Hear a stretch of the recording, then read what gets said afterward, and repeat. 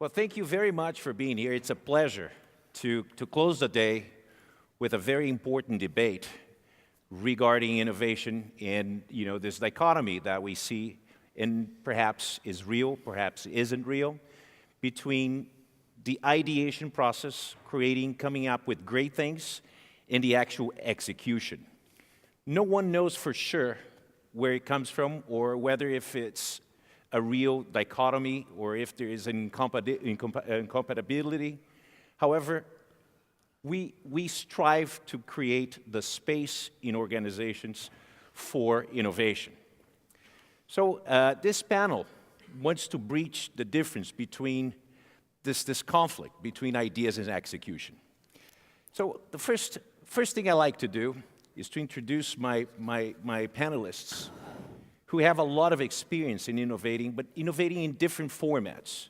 So we're not only focused in the traditional innovation that we come up with new products and we do things differently, but we do an entire different process of innovation, even if it's social innovation. So on my right-hand side, we have Karina Spilka. She holds an MBA from IE, and she has worked in an enormous amount of companies. And she is an innovator. She's a specialist in the area of transformation, digital transformation. She had a long stand at ING Bank. And today, she ranges from a venture capitalist to an executive. And she has a very, very large experience in bringing new things into fruition. On my left-hand side, I have Daniel Carreño, who is the president and CEO of GE Spain. Well, needless to say, GE is known as one of the most innovative companies in history. Very few companies have been able to innovate in so many different industries as GE has been able to. So understanding how an innovator, from the standpoint of a very large conglomerate, normally we're not associating the innovation with large conglomerates, does that. I think it begs the question. So, without further ado, let's start our discussion. I'd like to ask you, where is the origin of innovation in your organizations or in your experience? Is it a laboratory type of thing? You innovate in a product or something like that? Or is it a cultural thing? Would you please answer that for us? Sure. Well, good afternoon, everybody. That's a very interesting question, in fact. I think that it depends mainly on the type of organization, but before starting, I think that it's very relevant to understand what is innovation. And I think that will bring a better answer to that question. And as you said, my experience is mainly banking during 22 years, the last 15 at a more digital advanced model of banking. And there, at ING Direct, the most interesting innovation that we did 15 years ago was just to remove things from one product that were the fees and to add things to a product that were just high interest rate. So no technology, nothing very experimental done in a laboratory, is just connecting things, removing one things and adding other things. So at the end, for me, one of the most interesting definitions of innovations is one that says that to innovate is to connect the unconnected. And for that, sometimes we like to think that the innovation should be done in a laboratory or with huge budgets for research and development. And at the end, I think it's more a matter of mindset, a matter of attitude, and a matter of how you interact among an organization. But we will deeper on that afterwards. Well, thank you very much, Karina. Maybe the right thing to say now is I fully agree, but let me elaborate a bit more. First of all, thanks to IE for your kind invitation to be here. It's a real pleasure for us and for those of you coming from abroad. Very welcome to Madrid and to Spain. You were asking where the innovation starts on our organization. I will say something as simple as nowhere and everywhere. If you, as GE, has managed to stay competitive for 125 years, if something wants to be and you want to have viability on the long term, you need to drive this improving your competitiveness, and the competitiveness must be based on innovation. And we are talking of a company that moved from one product, one country setup at the end of 19th century to our current organization with operating in 175 different countries with maybe the broadest portfolio in the industry. And this continuous transformation requires a permanent re-engineering of our operating models, business portfolio, and overall culture. Very well. Well, thank you.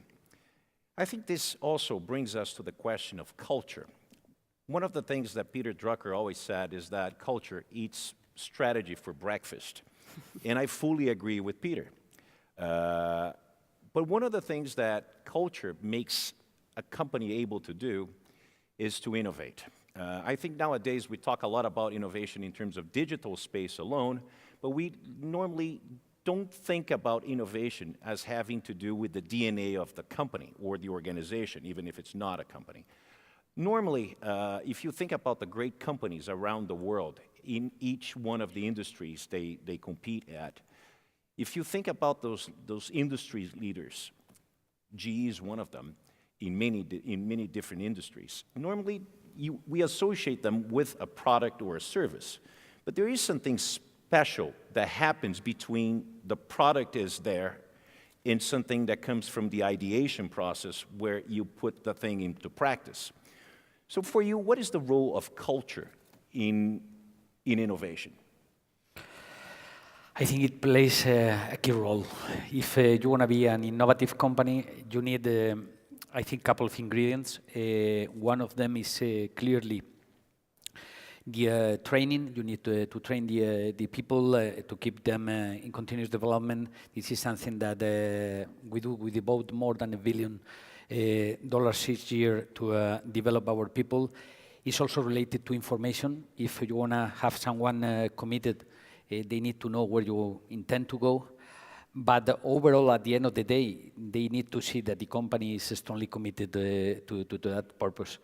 In our case, it's easy, because if we are not able to keep delivering innovation, that at the end is what makes the difference, we will die. So it's a matter of death or life. You need to ensure that you reach that innovation and you easily see the benefits of that innovation. We have something on top of that that is extremely important, and is you see the benefits, the clear outcome of your innovation effort, as in our case means to make people live longer or travel safer, is very easy to notice, and I can tell you, extraordinarily rewarding. So this helps people keep committed with something that they feel are helping all the others. Well, thank you. Karina, we heard... Can I add a little bit on that? Yes, I was going to ask you exactly that. Great. We just had Danielle talk about a very large industrial conglomerate that has that kind of approach and the kind of budget to train and develop people. You are now working with smaller companies, with startups that don't have the same type of pockets that GE has to develop people and transform organizations in that manner. How is your take as an investor, as a VC, in someone that came from the corporate world and now you are in the VC world? Well, that's a very interesting point. In fact, I think that the most complete career for a professional is when you have the combination of both sides. When you have the combination of big corporations, but then you're also capable of working within small companies, which is not always easy, because you are used to have lots of resources around you, you are used to have big teams, you are used to have a lot of money, and just do like this and things happen. And suddenly when you are with very small teams, with very limited resources, you need to become much more creative. And that is the part that brings, I think, the most interesting boost to the innovation, is that you are having your brain constantly thinking and forced to be much more creative and to play with those scarce resources. So it's about the and the strength within the people that brings this innovation within the small companies. But having said that, I'd like to share with you an experience, because I had the privilege, like Pedro Moneo and Juanjo, to have been given an Eisenhower Fellowship the last quarter of last year, and I traveled for 7 weeks in different cities of the United States. And I went to visit modern corporations like Netflix, small corporations, startups, big corporations, like a variety of things. Then a friend of mine, he did a completely different trip, and he just visited very creative organizations, such as Cirque du Soleil or Juilliard's in New York, or completely different. And I was talking to corporations, and he was talking to creative organizations. And it's very interesting because we both came to the same conclusion for different aspects, business-wise and the others more creative, and we both arrived to the conclusion that in the creative process or in the innovation process, there's just one key thing, which is trust. Trust among the teams. And the people in Cirque du Soleil said, well, I need to trust my teams because I'm flying, and if I fall and I'm not 100% sure that somebody will take me, then I will never do that. But in the corporations, such as Netflix, they said, well, we have to build a culture of trust. It's the only way we have to really reinforce and have people committed to the same purpose of the whole organization. And I read a research from the University of California, and they came to also, it's just a number, and they came to the conclusion that when you have a culture of trust, people are willing to take risk 20 times more than in the average organizations, that brings 8 times more innovation, and that innovation brings 6 times more financial performance. So I think that trust is a key word for that. Very Let me add something regarding that. Just think a bit on us, okay? I said before, we operate in 175 countries. We have more than 300,000 employees all over the world. And we work on business segments as different as finance, aviation, healthcare, lighting, and all of us are GE employees. We need a frame, we need a set of values that let us stay or let us have some reference.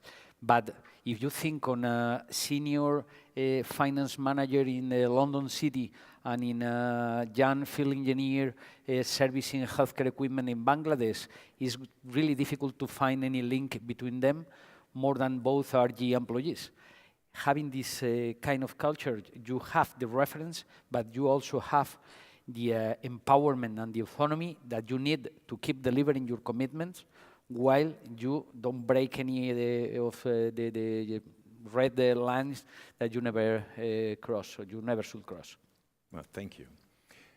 One question about the dissemination of innovation.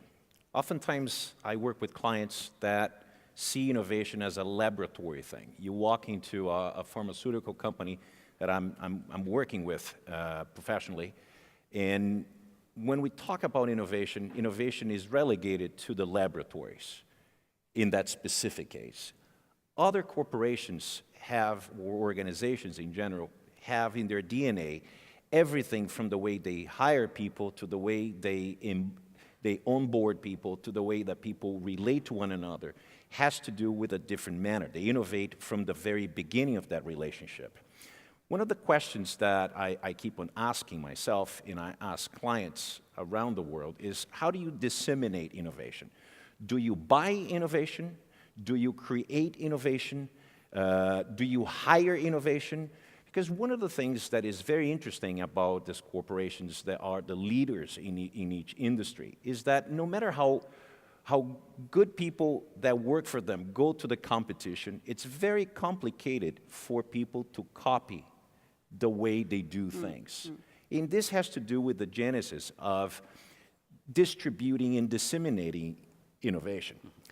I know we have very different approaches, and of course, between the two of you, you have very different approaches. But I'd like to hear about the dissemination and how do you make it, permeate the company or not? I think that you have to do all of the things that you mentioned, either recruit or buy or boost from within, but it depends also on the industry you are, and it depends on the strategy, because I think that now we are all talking about innovation, and it looks like if you are not innovating, you are going to die. But it's not true. It depends on really the industry you are, because there are industries that are being much more disrupted than others, and that matters, and I think that that is important. But you are fully right when you say that it's very difficult to copy things, because at the end the companies have their set of, or their own DNA, or their set of processes and procedures, the way they do things, which is something very, very hard to copy. And that is what they should be focused on right now. It's much more on the how they do the things than on the what they are doing. And if you really want to create an innovative culture, you have to start from recruiting, from the type of people that you want to have. And you have to really prove, and you have to be as a leader, an enabler for that innovation to happen. If not, it will never come. That's my view. But again, if you are in a pharma industry, for example, where research and development takes long periods of time because of the nature of the product, then it's faster and easier to buy things that are already done. So I think that, again, it depends on industries. I fully agree. In our case, the lab setup is not possible, because there is a strong correlation between innovation and transformation. And in our case, we live a transformational innovation. If we want to have real innovation, we need to transform ourselves to embrace that innovation. Let me give you an example. We were founded by Thomas Alva Edison, so we have the innovation in our DNA since the beginning. And for many decades, we bet on internal R&D. And we devoted an enormous amount of money, and we have the talent there, so money plus talent ensure great results. We discovered decades after that this was not enough, and we had to buy the innovation. And we started acquiring those innovations through acquisitions and so on. Right now, we continue doing both. We are devoting more than $6 billion each year on internal R&D. We are now immersed in the largest acquisition ever, and both are bringing innovation, but we are living in an increasingly interconnected world. And that's not enough. So we need to find new ways to get innovation. And the only way that we see today is open innovation, collaborative innovation. And this future that we see in 5 years from now is going to be based on interconnected smart system all over the world. We are talking of billion systems. So we decided that we have to become a software and data analytics company. And easy to say, you were mentioning before, Karina, the advantages of being a big company, all the resources that you have, that is pretty true.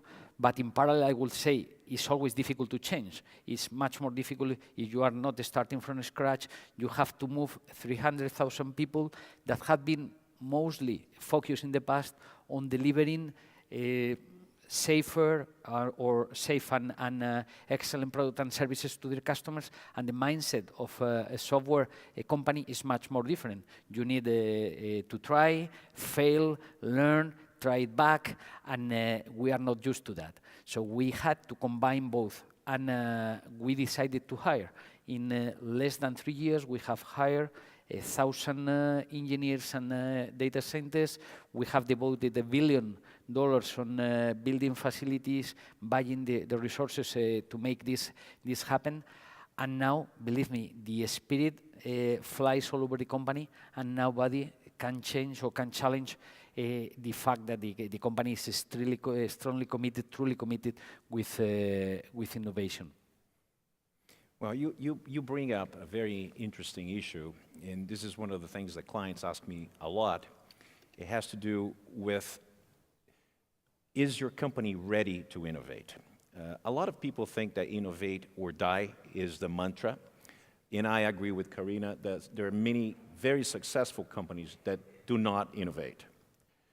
This doesn't mean they are, just waiting to be eaten by a giant whale that's going to disrupt their industry. On the other hand, in order for you to innovate, you also need to have people. So the role of people in innovation is very interesting. And traditionally, innovative people, especially innovative young people, new generations that are coming in, they tend to have different approaches and values to life. Normally, the incumbents, the bosses and the bosses' bosses, are not the type of role models they want to have for themselves. I was working a few years back with a client, a professional services company, that they have a very hard time getting young people, the very high performers, to become partners when they were eligible for partnership in the company. It's a global company, and we work directly with them to help them understand this gap between the generations and actually be more accepting of new values. Not the young people coming in, but the incumbents in accepting and embracing new values and talking the same language of the new generations that will lead the company in the immediate future. How do you do this at GE in your organizations? Because your organizations are created by this type of people. How do you do this in a giant industrial complex, and then you do something that addresses immediately this young crowd that comes up with wonderful ideas? Perhaps they don't have the maturity to put them in practice, because we have the two ends of the spectrum. We have GE and we have a VC here. Well, in the case of the small companies, for sure, they are not there yet. But the problem is that when they start to grow and they are bought and integrated within a big structure, then they are completely disengaged a little bit. So that is the big thing, that they don't know how to work within those big organizations. And at the same time, for the big organizations, part of the interest in buying small ones is buying the talent. Because that is a very interesting thing that is happening. What is called the employee branding is completely changing and is being transformed. And I've heard lots of big corporations saying, wow, we are desperate because in the past, young people just came in and we completely knew that they will stay for 15, 20, 25 years. Now it's not longer the case. So we are having problems for retaining the young talent, but at the same time for attracting the young talents. So that is also one of the things that big corporations are doing, is just getting in contact with the startup world to identify these new people getting in. But I think that in the transformation of the big companies, one of the biggest obstacles is precisely this gap. And that at the end, I think that transformation is not a matter of authority. It's a matter of belief. You really need to believe. And sometimes the leaders or the top leaders of big corporations, they want to change, but they really don't have this belief and they are not willing to let go some of the attitudes that they had in the past. And that creates a gap.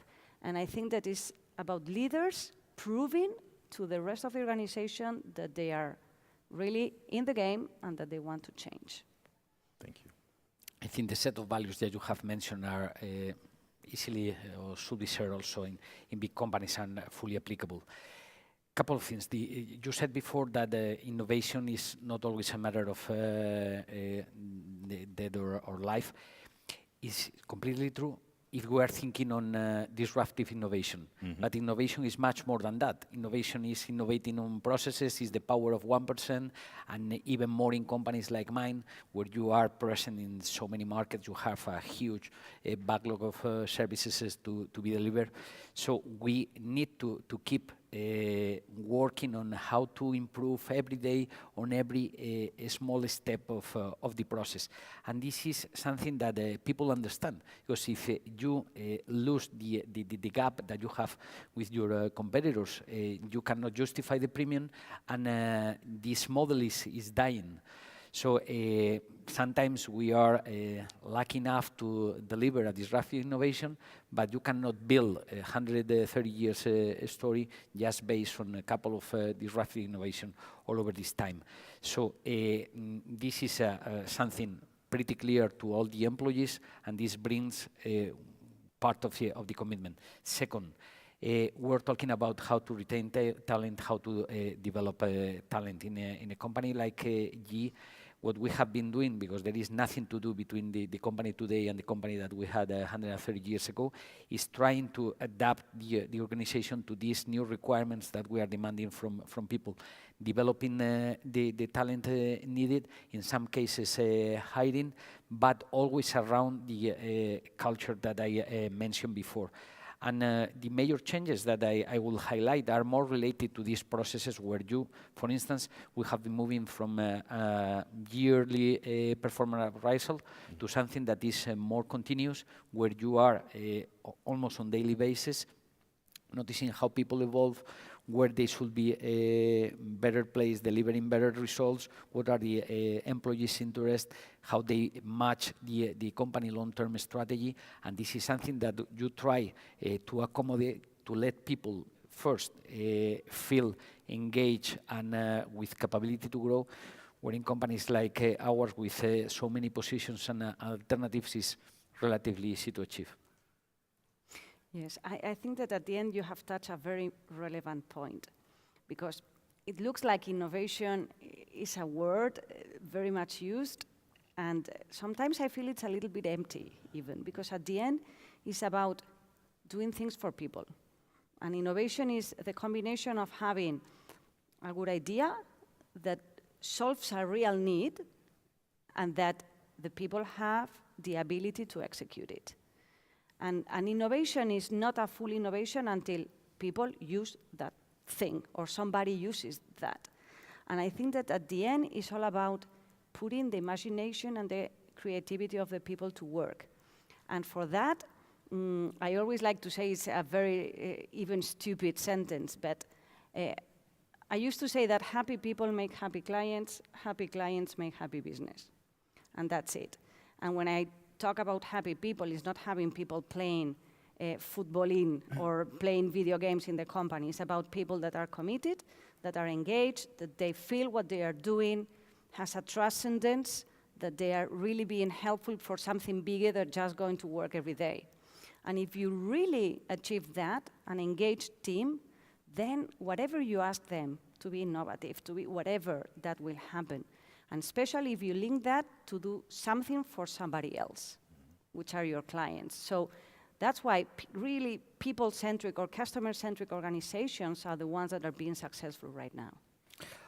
On those regards, I'm extremely lucky. You know, we are working in different sectors, but one of them, for instance, is healthcare.